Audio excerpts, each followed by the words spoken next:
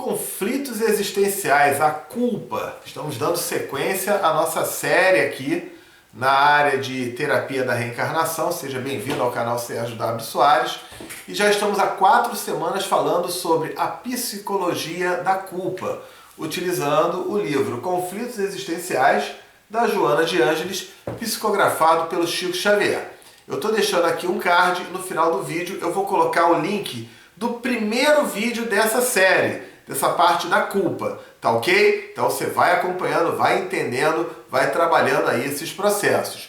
Continuando aqui com a leitura que a gente fez na semana passada, estávamos falando sobre a criação dos filhos, os pais que colocam aquele sentimento de culpa nos filhos, ou então os pais que às vezes são omissos e começam a subornar o filho, dar um presente aqui, dar outro ali, para não ter que ficar junto, porque não tem tempo, porque está na rua, né? E isso vai gerando conflitos, né, na formação dessa criança que se torna um adulto complexado. Isso quando não é o próprio adulto, o próprio pai ou a própria mãe, que fica igualmente complexado. Então vamos continuar aqui com a leitura. A gente estava falando na semana passada, a leitura que eu fiz semana passada, no fechamento, foi assim, ó. Vezes outras, como forma escapista da própria consciência, os pais cumulam os filhos com brinquedos e jogos, em atitude igualmente infantil de suborno emocional, tá? Então, continuando.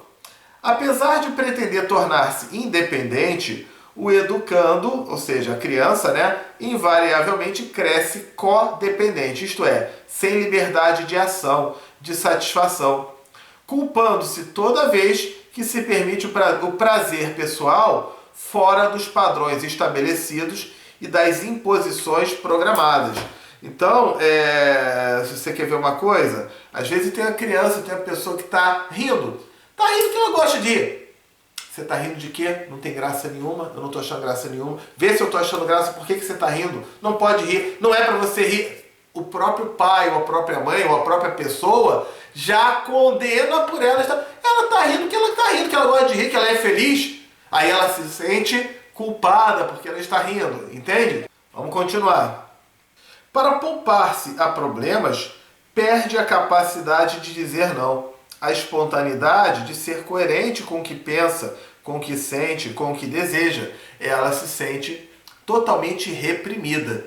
E se ela falar algo que é o contrário, que é diferente da sociedade, ou dos pais, ou dos valores, dos princípios, que absurdo! E aí ela fica reprimida ali. Ela fica seguindo, ou tenta seguir o padrão dos outros, deixa de ser ela mesma, ou por outro lado, quando ela quer ser ela mesma, ela se submete ao julgamento e à condenação dos outros. Continuando. Não poucas vezes, a criança é punida quando se opõe, quando externa seu pensamento, quando se nega, alterando a maneira de ser, a fim de evitar sofrimentos. Há uma necessidade psicológica de negar-se, de dizer-se não, sempre que se faça próprio, sem a utilização de métodos escapistas que induzem a pusilanimidade, a incoerência da natureza moral. Então, a incoerência da natureza moral. Não se pode concordar com tudo, isso é ipso facto, isso é um fato. Omitir-se de dizer o que pensa, de negar-se de ser autêntico. Certamente, a maneira de expressar a opinião é que se torna relevante, evitando-se a agressividade na resposta negativa, a prepotência na maneira de traduzir o pensamento oposto. Torna-se expressivo, de certo modo, não exatamente o que se diz, mas a maneira como se enuncia a informação. Isso vem muitas vezes da maneira de você enunciar a informação, como também, vale a pena dizer aí, da maneira da cultura do outro e do outro se sentir ofendido. Isso também é uma grandeza, tá? O que a gente vê um massacre da mídia, de colocar ali aqueles rótulos e aquela situação toda, é muito grande. Eu vou dar um exemplo para você. Às vezes, você vê aí, por exemplo, o orgulho gay. Bacana, legal, é a ideologia de vida, é aquilo que aquela pessoa se identifica. E se ela se identifica e ela acha que é esse caminho, qual é o problema? Vai em frente, tá bom, seja feliz. Mas aí é engraçado que vem um sujeito e fala assim: eu me orgulho de ser gay. Tá bom, ok, respeito. Mas eu não posso falar, eu também me orgulho de ser hétero. Aí o outro, preconceituoso. Olha, preconceituoso. Não é preconceituoso. Eu não tô falando nada contra o gay. Eu tô falando que eu gosto de ser hétero. Qual é o problema? Às vezes tem na pessoa negra. Eu me orgulho, eu gosto, né? Eu me orgulho de ser negro. Ok. Eu me orgulho de ser branco. Racista. Olha lá. A pessoa não está falando nada contra o negro, ou o amarelo, ou o indígena. Assim como o negro gosta de ser negro, o branco pode gostar de ser branco. Qual é o problema? Entende? Aí se imputa, se coloca, imputa de imputir, de se colocar, de input, que é a palavra inglesa, que é de colocar, tá ok? De colocar esse sentimento de culpa. Entende? Então, eu tenho que levantar a bandeira do outro e eu tenho que diminuir a minha bandeira? Não necessariamente. Não necessariamente, mas vem os pré-julgamentos. Eu já contei em alguns vídeos aqui uma história de uma vez que eu fui num posto de gasolina e aí tinha um sujeito lá que ele tinha dificuldade, eu vou falar no popular, era aquele cara mudinho, ele não conseguia falar, mas estava ali atendendo. Eu achei bacana a iniciativa ali, eu coloquei ele para abastecer meu carro. Né? Colocar aí R$100, por exemplo. Aí ele foi abastecer meu carro, deu R$95. Ok. Eu dei a nota de R$100 para ele. Aí ele ficou se fazendo de desentendido. Ah, tá, mas o meu troco? Ah, tá. Pensei, vou deixar para lá R$5? Eu não vou me esquentar com isso. Tudo bem. Alguns dias depois eu volto no mesmo posto, ele abastece meu carro, deu R$102. Aí eu dei uma nota de 100. Vocês vão ver como é que ele vai se comportar? Eu dei uma nota de 100. Quando ele viu que era uma nota de 100 que faltavam R$2, ele fez um escândalo. Ah, então esse cara não tem nada de bobo. Tá legal, é claro que eu ia dar os R$2, eu não ia passar a perna nele. Mas eu só fiz um teste. E aí eu dei os R$2 que faltavam. Na terceira vez, quando ele veio me atender, eu falei assim, ele eu não quero. Me atenda uma outra pessoa, ele eu não quero. Eu quase fui linchado no posto. Preconceituoso! O que que tem? Aí eu falei, eu chamei o dono do posto, falei, não é preconceito, cuidado com o que vocês falam. É pós-conceito. Essa atitude dele, que ele tem, isso não tem nada a ver com o problema, a dificuldade dele. Tem a ver com o caráter. Ele se utiliza dessa dificuldade para tomar o dinheiro dos outros. Tem a ver com o caráter. É um pós-conceito. O que também não significa que todo mundo que tenha essa dificuldade dele seja igual. É claro que não.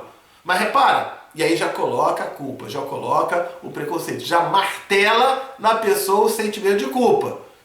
Então agora eu tenho que ser atendido por aquela pessoa, ser mal atendido, porque ele... Então é a gente eliminar isso. Parar com esse papo de você se sentir culpado. Entende? Porque o pessoal adora rotular. Então, muito cuidado com isso. Vamos colocar aqui, vamos ver aqui. Não se pode concordar... Ah, tá, já li isso. Esse hábito, porém...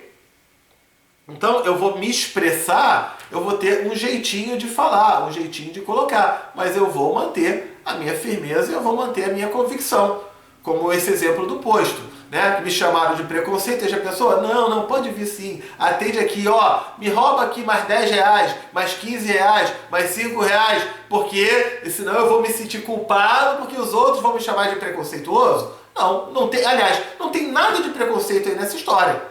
O que tem é um pós-conceito. Aquele sujeito ali é o cara que tem um caráter duvidoso, simples assim. Entende? Então, essa é a questão. Esse hábito, porém, deve ser iniciado na infância, embutindo-se no comportamento do educando a coragem de ser honesto, mesmo que a preço de algum ônus. Ok, ele vai sofrer consequências. Muito cuidado com você ser honesto ou você ser sincero. Uma coisa é eu ter a minha sinceridade e as minhas convicções dentro da minha rotina.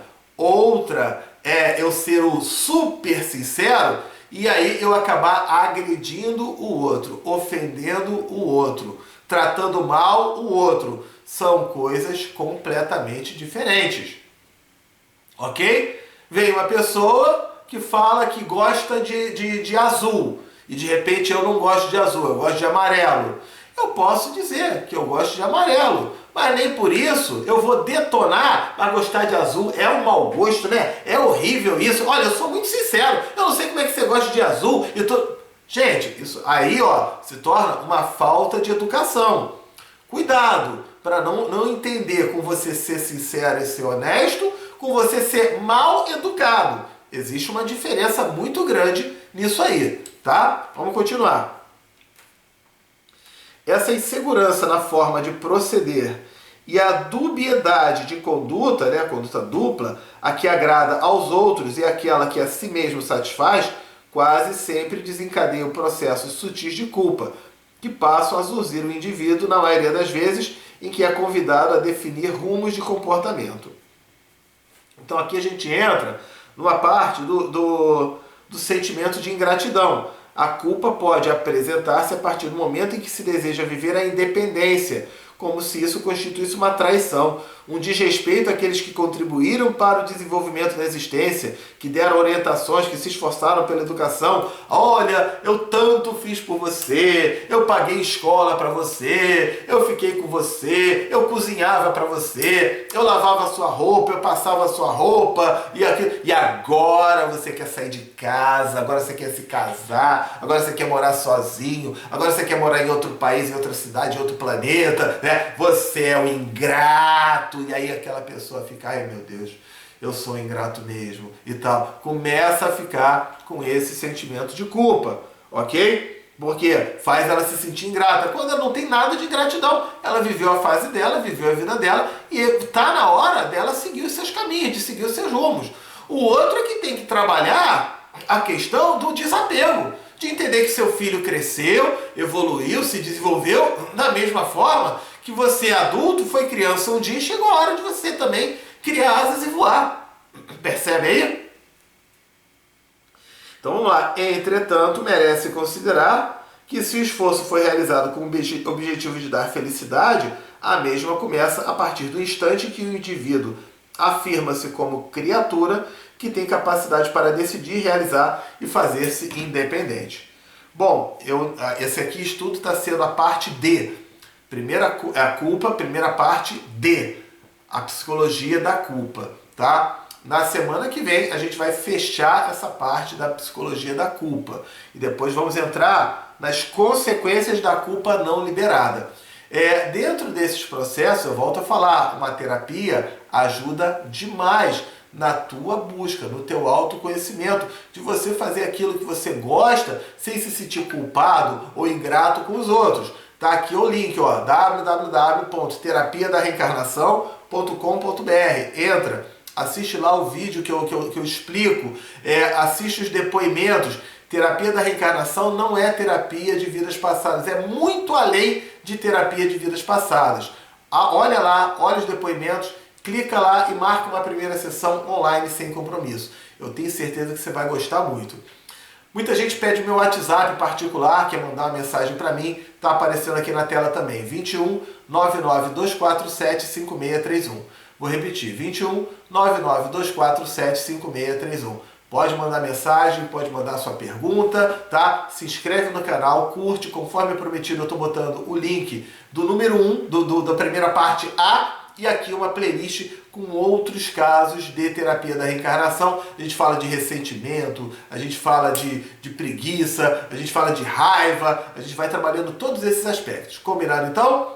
Por hoje é isso, fique com Deus e amanhã tem mais vídeo para você. Tchau, tchau!